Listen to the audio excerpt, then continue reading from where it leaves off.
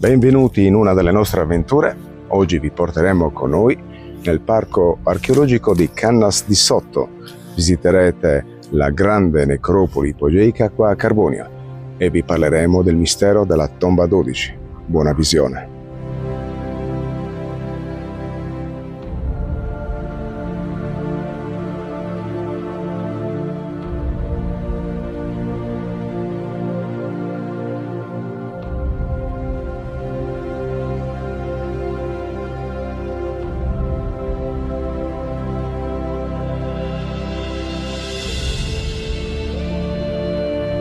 Le tombe a Domus de Janas finora individuate sono circa 26 e sono costituite da grotte artificiali sotterranee di varia forma. Comprendono una o più stanze e sono accessibili dall'alto attraverso una sorta di pozzo, obliquo o verticale quelle più antiche, oppure attraverso un corridoio orizzontale le più recenti. Il percorso consigliato, che parte dall'ingresso di Corso Iglesias, segue il declivio della collinetta calcarea, dove si possono notare la piccola tomba 3, la più monumentale tomba 4, dotata di un ampio spazio semicircolare aperto e di una grande camera interna. Proseguendo sul sentiero si osservano in corso di scavo la tomba 20, con il caratteristico pozzo d'accesso, e la tomba 21, munita di corridoio orizzontale.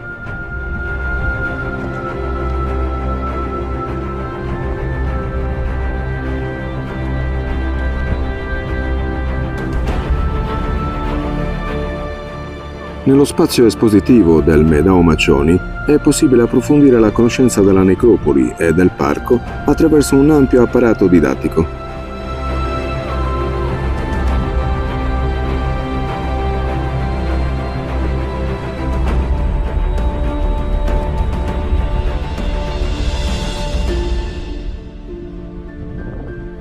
Dopo aver superato fra il portico e il caseggiato l'ingresso di una domus aperta a nord, si giunge alla sommità della collina, dove si può apprezzare il corridoio e l'imboccatura del pozzetto d'ingresso della tomba 12.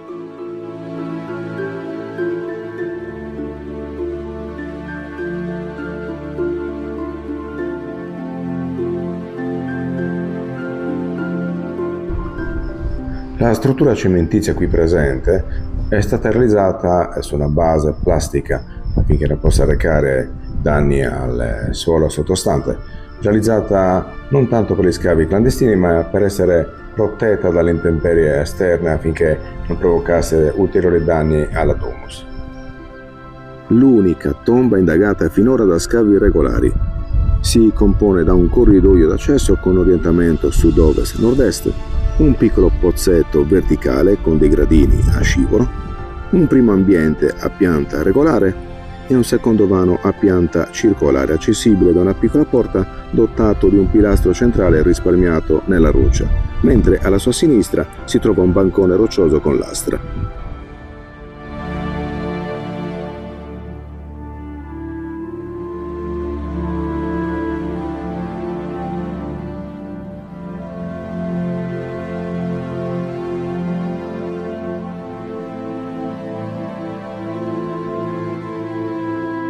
La realizzazione originaria della tomba 12 e forse anche dell'intera necropoli sembra risalire alla fase della cultura di Ozieri, ma il suo impiego sembra essere proseguito anche nella fase successiva, quella eneolitica.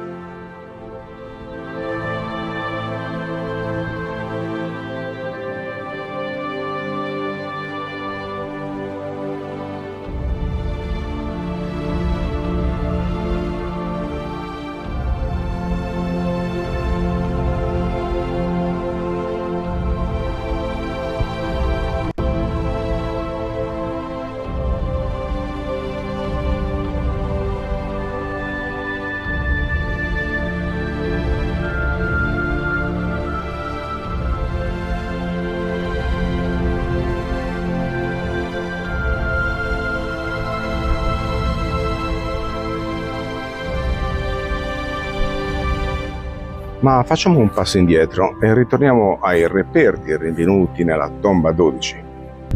Gli oggetti che tuttavia si possono individuare come corredi funebri sono costituiti da punte di ossidiana, di selce, alcune macine, un vago di collana e uno spillone d'osso.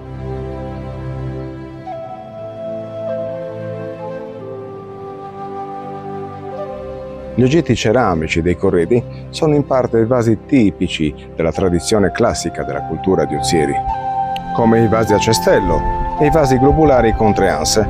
La maggior parte, tuttavia, rientra nella successiva fase dell'inizio del Neolitico, alcuni di grandi dimensioni, altri miniaturistici come il vasetto a cestello, la tazza carenata, quella emisferica, la piccola olla globulare e anche la particolare ciotolina carenata con incisioni e fori verticali. Il primo vano ha restituito anche un altro grande reperto, una statuina in terracotta che rappresenta una figura femminile, delineata con pochi tratti somari, riferibile al periodo dell'Eneolitico e interpretabile come figura di dea madre.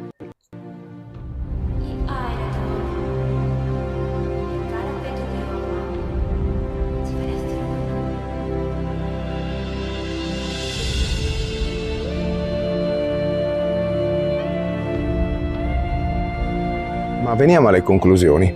I primi dati dello scavo della cella B della tomba 12 si annunciano forieri di importanti contributi alla conoscenza del Neolitico sardo. In particolare il rinvenimento di 2 statuette femminili ascrivibili allo stile delle braccia conserte, di cui sono noti in Sardegna svariati esemplari, risulta di straordinaria importanza in quanto associabili a un contesto certo. Attualmente sono in corso sia le analisi al C14 sia lo studio dei reperti ceramici, che potrebbero confermare, su base stratigrafica, l'appartenenza dei 2 oggetti di arte mobiliare, attualmente attribuiti, a seguito di analisi tipologica, alla cultura di San Ciriaco. La loro presenza in una Domus de Janas apre un ulteriore filone di ricerca, in quanto sembra confermare l'ipotesi che colloca in questa fase cronologica il passaggio dall'ipogeo a Forno Bonivinu alla Domus de Janas tardo-neolitica ed neolitica. In quest'ottica risulta interessante la conformazione planimetrica della tomba 12, cui si accede tramite un pozzetto verticale munito di pedalole per la discesa, secondo un concetto architettonico proprio del Neolitico medio, mentre lo sviluppo longitudinale delle camere lascia intuire l'affermarsi delle nuove forme architettoniche che troveranno la loro espressione nella cultura di Ozieri.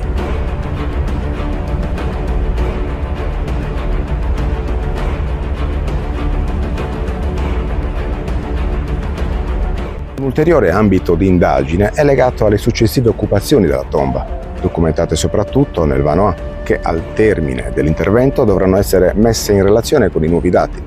Lo studio inoltre dell'imponente materiale osseo, pensate ben 225 individui, appare suscettibile di fornire un utile contributo alla conoscenza delle popolazioni che tra il Neolitico e l'età del rame deposero i propri defunti nella necropoli di Cannas di Sotto.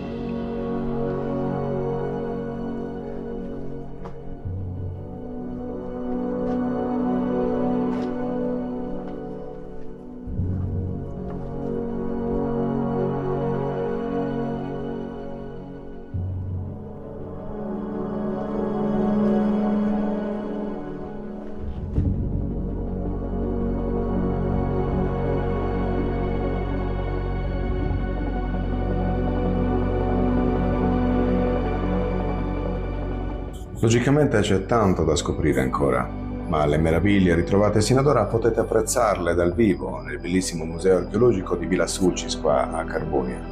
Nel frattempo aspettiamo nuove novelle su Cannas di Sotto, non si sa mai. Qualche altro tesoro? Alla prossima.